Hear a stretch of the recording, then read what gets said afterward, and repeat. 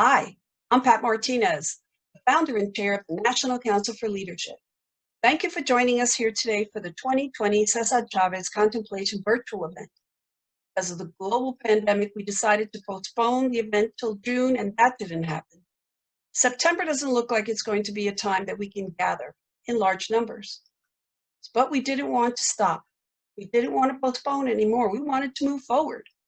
So here we are today, celebrating and inducting 4 outstanding leaders into the Cesar Chavez Liderazgo Hall of Fame. We have a fantastic keynote that's going to be talking about the legacy of Cesar Chavez and how it applies to the people that we're honoring today. We have great presenters that are introducing each individual, and then we're going to induct them into the Hall of Fame. So stay with us. At the end, you're going to hear from our Vice Chair, James Perez Foster, and we hope that you will see us, or that I should say, we are going to see each other next year. But for right now, sit tight, and we're going to start the Cesar Chavez Contemplation virtual event.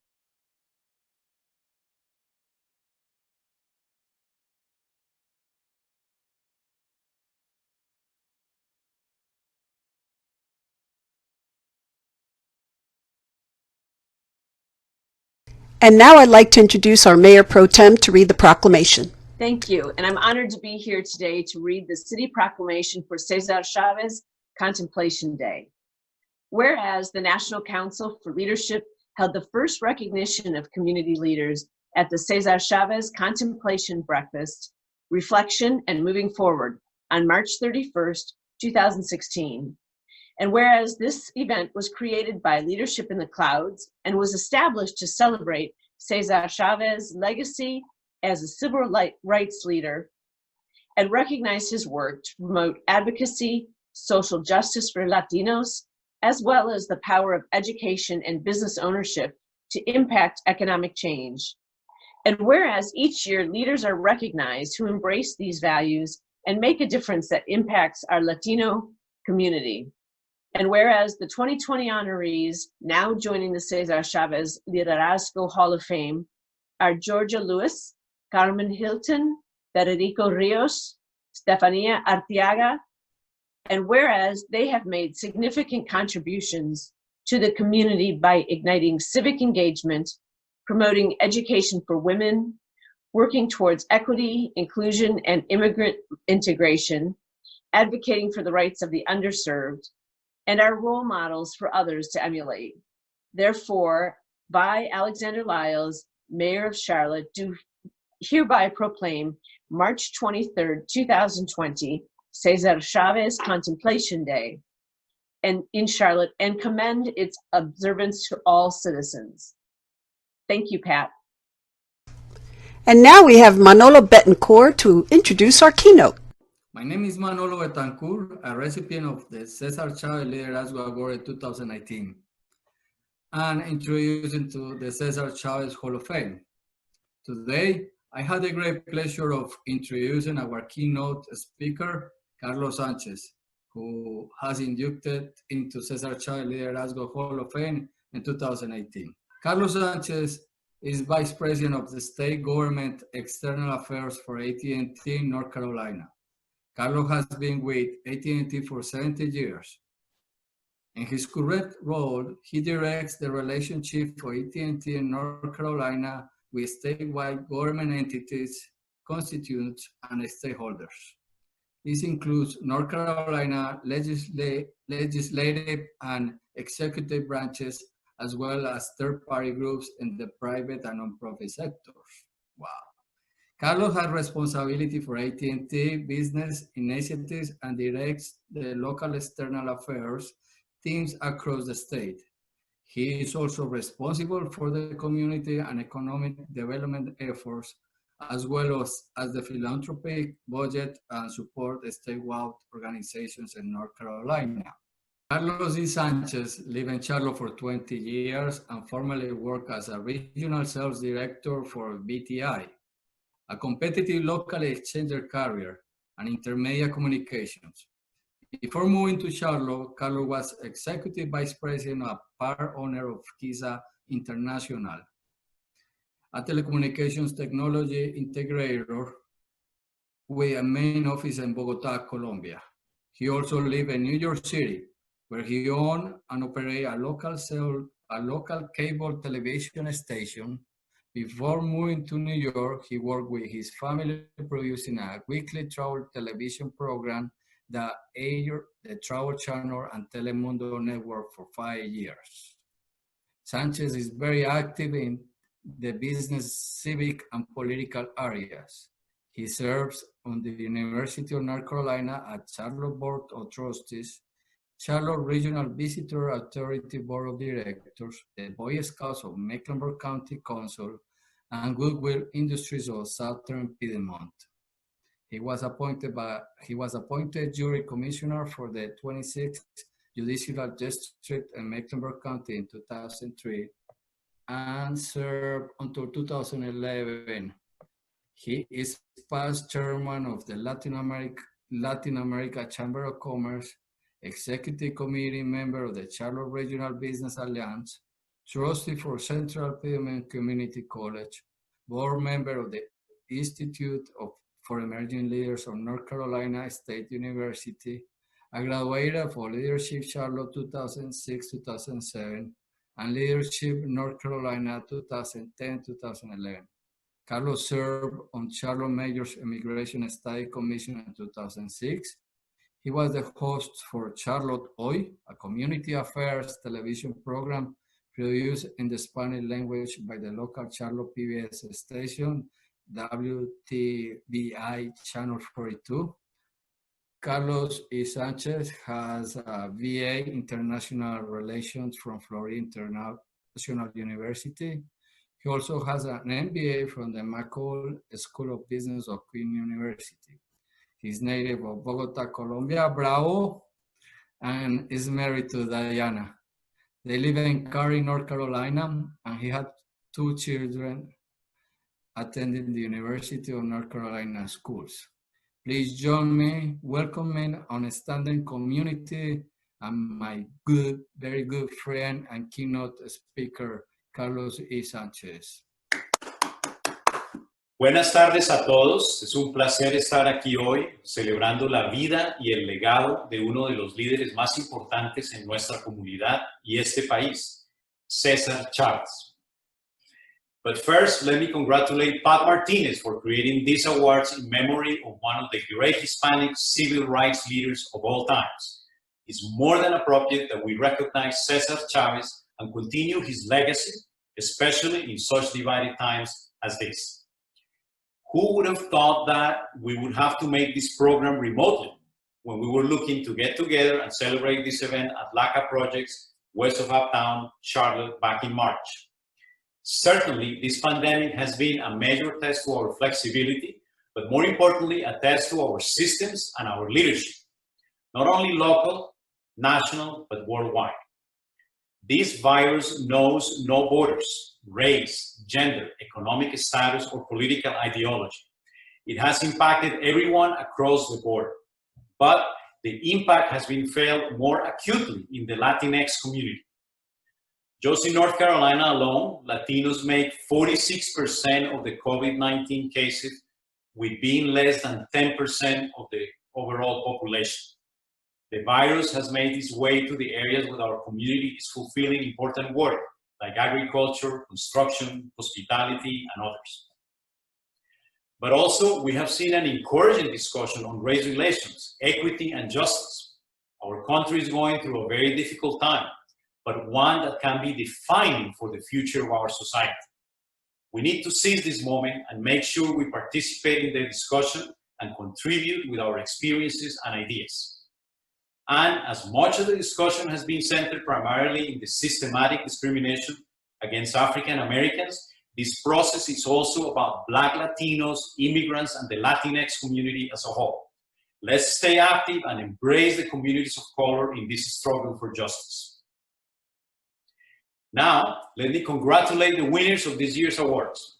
I'm so happy to see Georgia Lewis receiving this honor. Georgia and her husband, Bob, have been pioneers of Latino advocacy and have led so many political battles in Charlotte and statewide over the years. Georgia, felicitaciones. Carmen Hilton and her husband Bruce have led so many initiatives in our community. Carmen has volunteered with LAWA and the World Affairs Council of Charlotte for as long as I can remember. Carmen and my wife Diana share a special connection with Barcelona, Spain. She is so elegant and distinguished. Congratulations to Federico, who is doing a fantastic job in the city of Charlotte. Federico has established so many connections for our Latinx community with the city. Great opportunities for small business owners and the community at large. Also, Estefania Arteaga is doing incredible work at the ACLU of North Carolina and Comunidad Colectiva. She has really stepped up to advocate for immigrant rights and provide a voice for the voiceless. We cannot seek achievement for ourselves and forget about progress and prosperity for our community. Our ambitions must be broad enough to include the aspirations and needs of others for their sakes and for our own. This quote from Cesar Chavez speaks to the important theme of the awards this year. More than ever before, we need to empower the new Latino generation to participate in the civic, business, and political initiatives in our community. It is the responsibility of the Latino pioneers to get the younger generations involved and interested in preserving and promoting the rights and dreams of our community. It is so fitting that we're having these amazing leaders being recognized tonight. We're passing on the torch of leadership to a new generation of very capable Latinx leaders who are doing amazing things. I'm always moved anytime I meet our Dreamer students who are getting excellent grades and taking full advantage of the educational opportunities in our state and this country. Many of them are my son's friends, and I see how concentrated they are in their academic success and careers. I know that we're in great hands with our younger generations, the millennials and Generation Z. They're very active in social and political uses, but they tend to do this in social media. I know because I work for AT&T and I'm very happy when they buy iPhones and iPads. We appreciate their business. But even though they're active in social media, they're not participating in the electoral process with the same enthusiasm. We need our young generations to get out and vote. If there is something we can do as more seasoned adults, is to guide our youth to participate in the democratic process. The numbers are staggering. Right now, Hispanics make about 10% of the population of North Carolina. However, we only represent 2.3% of the voting population. Just think about that, 2.3% only.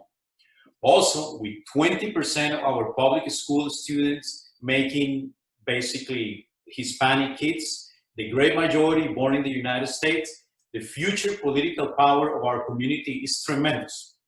We just need to show up and participate. Right now, the Hispanic population is an afterthought for political candidates. This needs to change and needs to change fast.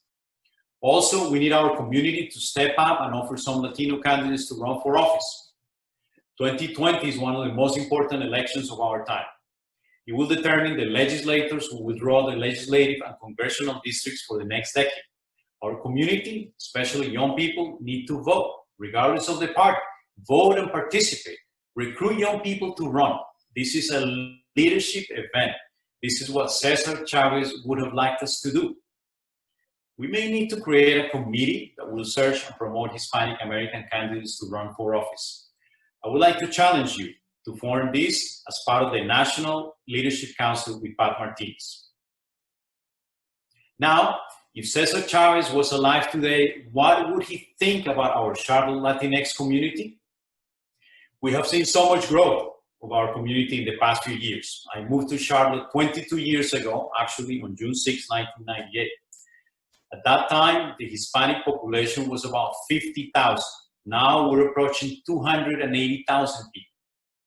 We had some amazing pioneers who guided the Hispanic community and helped found the Latin American Festival, the Latin American Coalition, LAWA, the Latin American Chamber of Commerce, and other important organizations in Charlotte. Not to mention very active student groups at UNC Charlotte, Central Piedmont, Queen's University, where I obtained my MBA, Johnson C. Smith University, and other institutions. Preservation of one's culture does not require contempt or disrespect for other cultures. This is another quote from Cesar Chavez. When I think about this quote, I realize that we need to preserve and highlight the great attributes of our cultures and enrich the society that we live in today. The United States is a mixed salad of all sorts of people and backgrounds, and we're here to contribute to make this country better. Do you remember the first time you heard about Cesar Chavez? For me, the first time I heard was at Christopher Columbus Catholic High School in Miami, Florida, in my senior year of high school. It was a civics and economics class where we were learning about the civil rights era in the United States. There was mention of Martin Luther King, Rosa Parks, Malcolm X. They mentioned Cesar Chavez, and I was very intrigued. Actually, I wrote a paper on him. Reading about Cesar Chavez brought me closer to the Latino community and my own Hispanic roots. When I went to college at Florida International University, I wanted to get involved in something transformational. I noticed an organization called Amigos de las Americas and volunteered my 4 summers in college with them. This organization takes young college and high school age American volunteers to rural and remote areas of Latin America to work in community development and public health programs. I volunteered my 4 summers in 4 different countries. I was in San Jose de Ocoa, Dominican Republic, Michoacán, Mexico, the Darien Jungle in Panama, and my last year, I was country director in Ecuador. These experiences shaped the person who I am today. They helped me with working with my family, with the television travel program in the 80s. When I opened a cable television station in New York City in 1990, when I went back to Colombia to run my own telecommunications company in 1996. And of course, today with my job, an 18-year career with AT&T in North Carolina. Once social change begins, it cannot be reversed. You cannot uneducate the person who has learned to read. You cannot humiliate the person who feels pride. You cannot oppress the people who are not afraid anymore. This last quote from Cesar Chavez speaks to the importance of education and giving the best of who we are to learn something new every day. We need to start engaging the cultural and political environment and contribute to make our society better. The most important thing we can do is support education and make sure that our young people graduate from high school and go on to college and careers in technical and professional fields. We're witnessing something truly unique with the Dreamers movement. We need to take advantage of this opportunity, this door that President Obama opened for our young people, and graduate as many students as possible. Let me say that I'm very proud of my company's position in this delicate situation. AT&T has hundreds of DACA employees, and our company has committed the power of our legal team to support these employees with any legal work required. Also, Cesar Chavez fought for the rights of the farm workers to be able to unionize with labor representation. One thing many people don't realize is that AT&T has the largest union in the country.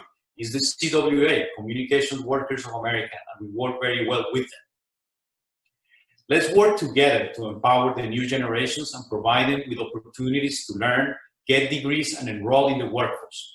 It is our obligation to pass on the torch of leadership to the new generations and allow them to lead us into a better future. Only they can imagine how the world is going to look like tomorrow. It will be a better world with more opportunities and personal rewards. We must work hard for a better tomorrow. Let's have hope. Thank you. Thank you, Carlos, for such an inspirational keynote. And now we're going to move on to hearing the voice from the future. I'd like to introduce Yabdel Perez. I am a freshman student at Weddington Middle. I also completed the National Council for Leadership's program, A Game Plan for Life, in 2017. I found my voice and value my leadership even as a young person. I am here today to share information on the life and work of Cesar Chavez, our Latino rights leader who, with the supporter Dolores Huerta and others, changed history.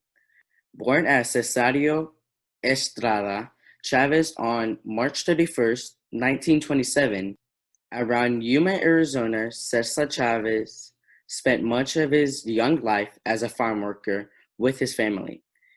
He experienced the terrible treatment and harsh working environment of a migrant. In the 1950s, he became a labor organizer. In 1962, formed the National Farm Workers Association to improve working conditions and fight for a decent wage. In 1965, his National Farm Workers Association joined forces with the Agriculture Workers Organizing Committee, and together they organized their first strike against grape workers. This strike lasted 5 years and resulted in some grape companies offering their workers a contract, better working conditions, and decent wages.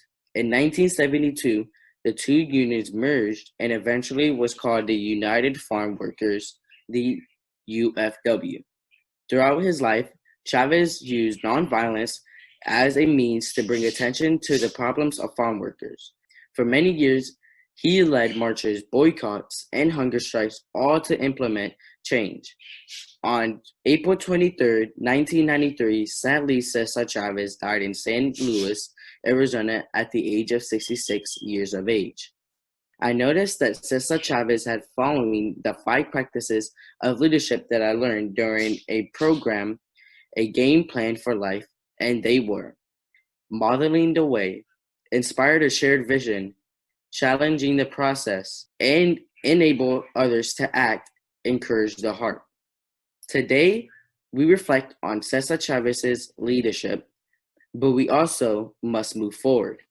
We as a nation are facing many issues. If we do not find solutions, my generation will continue to face issues such as racial injustice, voter suppression, workplace inequalities, to name a few. As the voice of the future, let us learn from those who came before us and move it forward with humanity in our hearts. In closing, I share that we should have the will to win as outlined in the book Sidewalk Strategies. Here are 8 points to consider. Make the sacrifices necessary to achieve your goals. Reevaluate your goals and plans midstream and adjust if something is not working. Delegate responsibility. Being able to delegate and bring out the best in others is essential to winning on any endeavor. Winning is usually a result of teamwork. Visualize what it would feel like to lose. Work hard even when the spotlight is not on.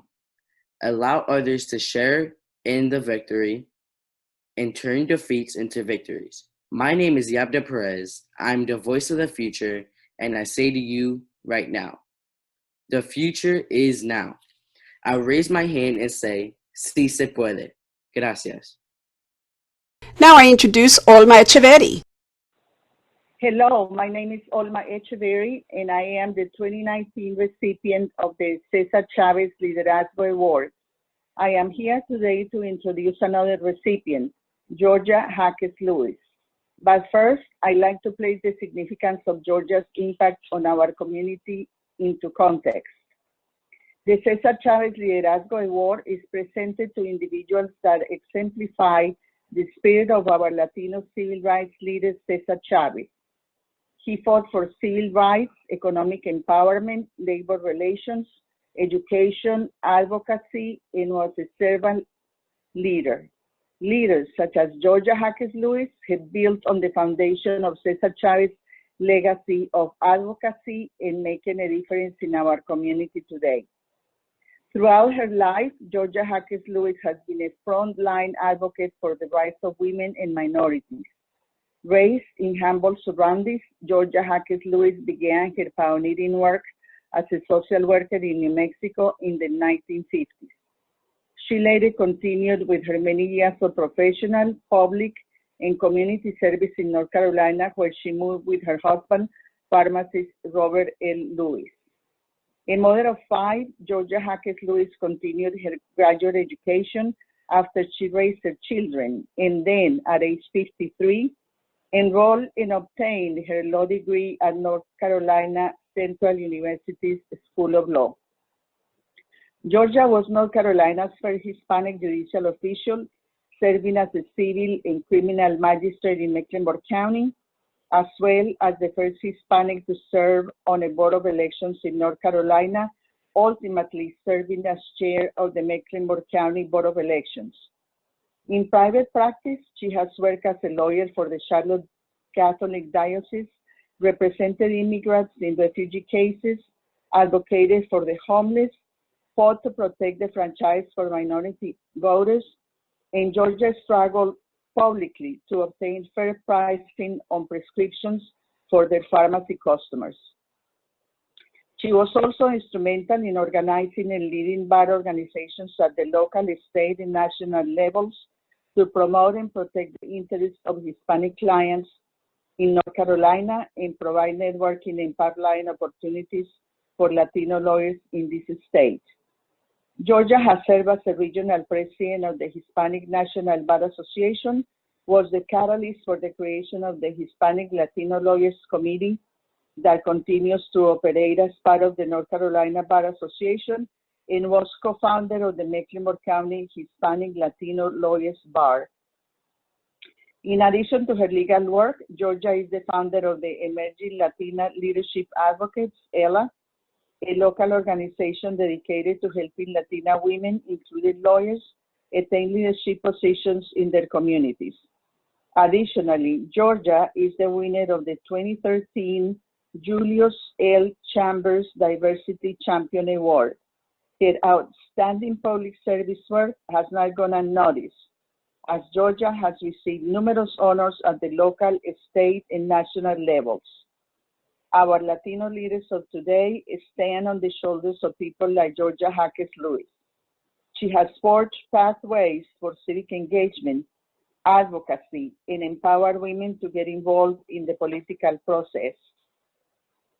Today, we induct Georgia Hackes Lewis into the Cesar Chavez Liderazgo Hall of Fame, and it is my great pleasure to present the 2020 Cesar Chavez Liderazgo Award to a trailblazer, Georgia Hackes Lewis. Please join me in congratulating Georgia Hackes Lewis for this honor. Thank you.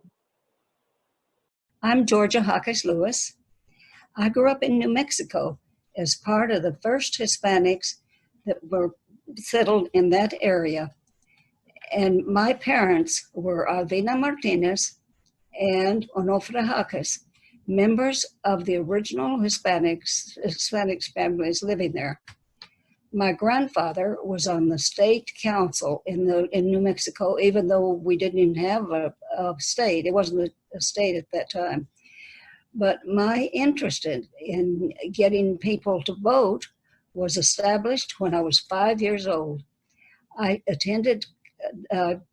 watched my mother, of course, when she registered the voters, and it was of great interest to me. I attended college at New Mexico State and really, really became interested after serving as a Kennedy girl, if you will, for John Kennedy. And I was later, I had a new person that was Hillary Clinton. My husband, Bob Lewis, and I raised our 5 children, Sonia, Monica, Dee Dee, Robin, and Robert, to be true Democrats in all the political events. When Robert went off to college, I entered law school. And even though I was chairman of the Board of Election and had to put aside my legacy in that position, I could not vote Hispanic. Of course, now I can go back to supporting my daughter, Sonia, when she runs for the state council. In my position now, I can vote the way I want to. And this is a great year for all of us closely to who we are voting for. I know I certainly am. Thank you. Thank you, Georgia. Next, we have Jose Hernandez Paris, who will introduce the next recipient. Hello, my name is Jose Hernandez Paris, and I am the 2017 recipient of the Cesar Chavez Liderazgo Award. I am here today to introduce another recipient, Carmen Hilton. But first, I would like to share a few points about Carmen's impact on our community. The Cesar Chavez Liderazgo Award is presented to individuals that exemplify the spirit of our Latino civil rights leader, Cesar Chavez. Besides being a civil rights leader advocating for immigrant and labor rights, Chavez strongly believed in servant leadership and education as ways to impact the economic future of our people. By giving of oneself through volunteerism, as well as by empowering others through education, we begin to see individuals value themselves and also to learn how they can keep those around them. They begin to know that they too can make a difference. Today, we honor a person that embodies the meaning of true servant leadership and a person that has impacted our city and many organizations in a positive way. Today we honor Carmen Hilton, also known as Carmen Soler Bulton de Hilton. Carmen is a native of Barcelona, Spain. Carmen Hilton is known by many of us for her charming personality, vitality, but most of all, for her determination and tireless energy to serve. Her dedication of caring for those in need knows no bounds. Her passion for supporting students has given organizations like LAWA the foundation to propel the organization to the next level of excellence. She is also passionate about promoting the arts and culture, as she values creativity as part of the educational process. She especially values and is a proponent of supporting the contributions made by our diverse pool of Latino artists across all forms, such as art, dance, music, opera, and cultural activities. Carmen Hilton's involvement has impacted Charlotte's direction and continues to impact Charlotte today. As our keynote speaker, Carlos Sanchez has previously said, and still rings true today, Carmen Hilton has been the engine of the international community for years. She works tirelessly for the benefit of our community. She is the volunteer extraordinaire. Charlotte wouldn't be the same without Carmen and her never-ending energy and passion for our city. Well said, and we agree with Carlos. Carmen Hilton has given her time, talent, and treasure to many other organizations and endeavors across Charlotte. Over the last few decades, she has served as a volunteer with Assistance League of Charlotte, International House, Mint Museum, Charlotte Sister Cities, Spirit Square Center of Arts and Education, Care Ring, and many others, including the organization I lead, the Latin American Coalition. As a result of her involvement, our organization has been able to build on her legacy of volunteerism, gained credibility, and have forged lifelong relationships and support from her connections across the city. As an influencer, Carmen Hilton has made it possible for the Latino leaders of today to make the great strides in the area of awareness and inroads to better serving our community. We that work in organizations serving our international and especially our Latino communities stand on the shoulders of leaders like Carmen Hilton. We are grateful and thank her for her continued support, leadership, and voice. Today, we induct Carmen Soler Bulton de Hilton into the Cesar Chavez Liderazgo Hall of Fame. And it is my great pleasure to present the 2020 Cesar Chavez Liderazgo Award to a servant, leader, and friend, Carmen Hilton. Please join me in congratulating Carmen Hilton. Board of Directors of the National Council of Leadership, Cesar Chavez Liderazgo Hall of Fame Committee, and Pat Martinez. I am Carmen Hilton, and it is a great honor to receive this award. I am very proud and thankful to be part of the honorees who preceded me. I hope always to represent your organization with impeccable conduct, following the path of the wonderful work you do, like the program A Game Plan for Life and others. Never has it been so important as it is now to train young people, to strengthen their values, and teach them to work with the community, giving back and building better communities.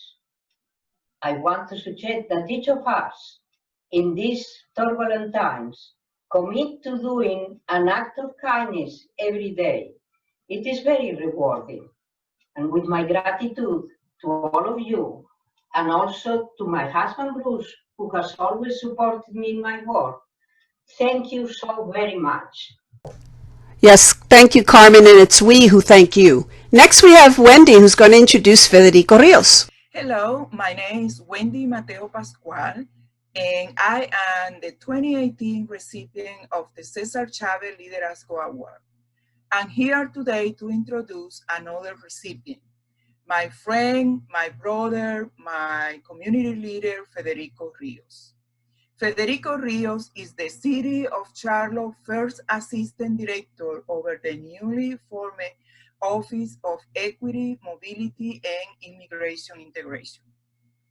Federico managed the city efforts in diversity, equity, and inclusion, economic mobility, and immigrant integration.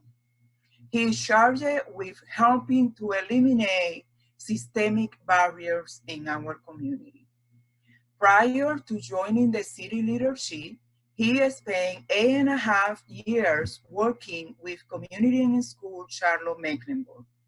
As the founding director of the Newcomer Service Program, Federico, in partnership with Charlotte Mecklenburg School, create a case management program to serve newly arrived and often highly traumatized Central American youth. As a child of an immigrant mother, Federico has felt a deep sense of calling to his work. His commitment to serve is driven by his desire to see all of the members of our community have equitable access to opportunities. Apart from the roles that have already been mentioned, Federico has served the community as a crisis intervention specialist, qualified mental health professional, and educator.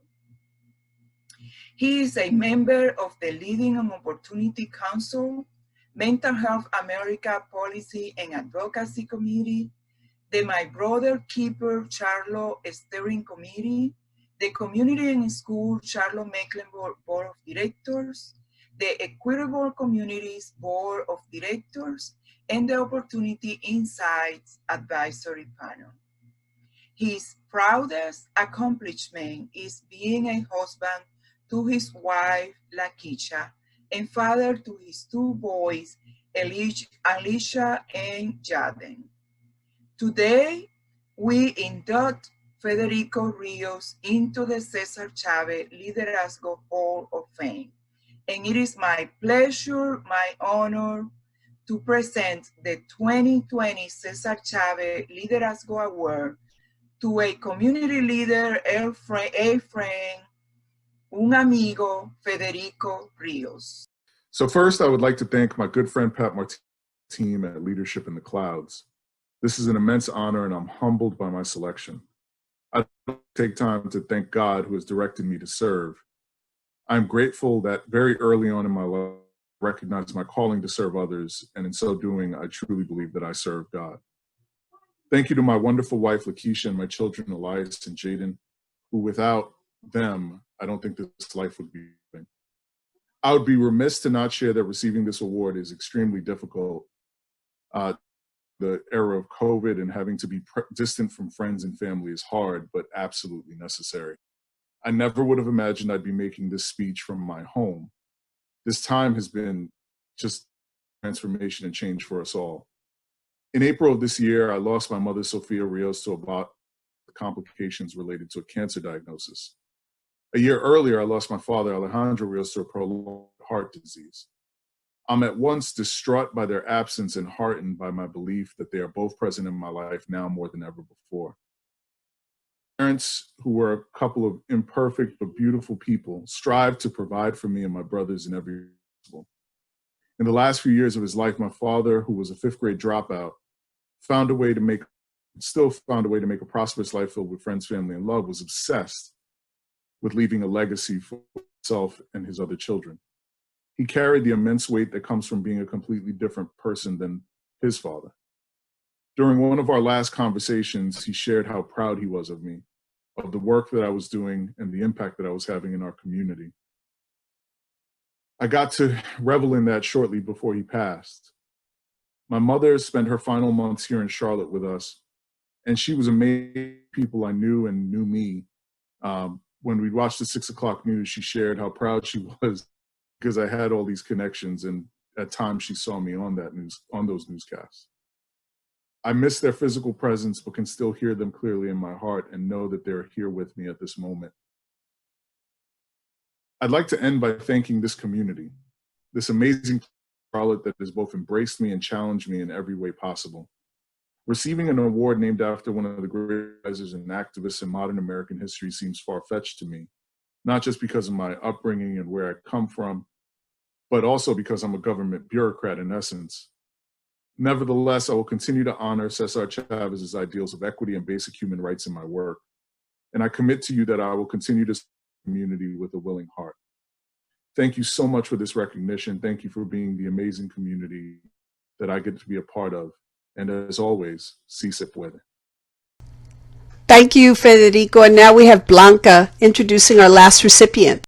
My name is Blanca Hernandez Gonzalez, and I am the 2019 recipient of the Cesar Chavez Liderazgo Award.